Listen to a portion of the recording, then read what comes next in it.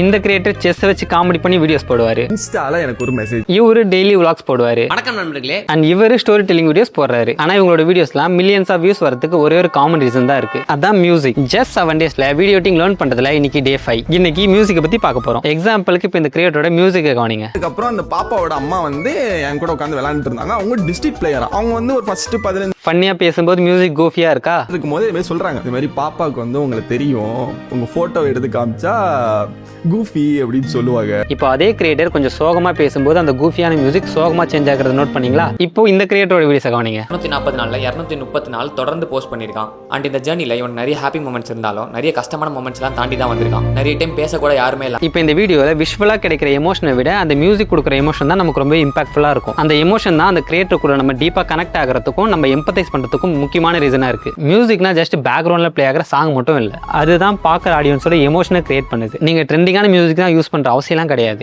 Just உங்களோட ஸ்டோரிக்கு match ஆகிற music மட்டும் யூஸ் பண்ணுங்க. So that's it. வீடியோ முடிஞ்சு. பட் ஒரு சின்ன விஷயம் மட்டும் சொல்ல நினைச்சேன். எக்ஸாக்டா இன்னைக்கு காலையில் தான் நம்மளோட பேஜ் 100 ஃபாலோவர்ஸை ரீச் பண்ணோம். அண்ட் நீங்க ஃபாலோ பண்ணி சப்போர்ட் பண்ணலாம், அதுவுமே நடந்திருக்காது. அதனால உங்களுக்குமே ஒரு பெரிய நன்றி. அண்ட் உண்மையாவே இது ரீச் பண்ணது ரொம்ப சந்தோஷமா தான் இருக்கு. அண்ட் உங்ககிட்ட அதை சொல்லணும்னு இருந்தேன். So that's it. இந்த பேஜும் என்னோட வீடியோஸும் உங்களுக்கு எந்த அளவுக்கு யூஸ்ஃபுல்லா இருக்குன்றது ஜென்யூனா கொஞ்சம் கமெண்ட்ல சொல்லுங்க. பிகாஸ் நீங்க போட போற ஒரு கமெண்ட்டையும் நான் பார்த்து படிச்சு அதுக்கு ரிப்ளையும் பண்ண போறேன். கொஞ்சம் நல்ல விஷயமா சொன்னா நல்லா இருக்கும். உங்களை நான் டே 6ல பார்த்தேன்.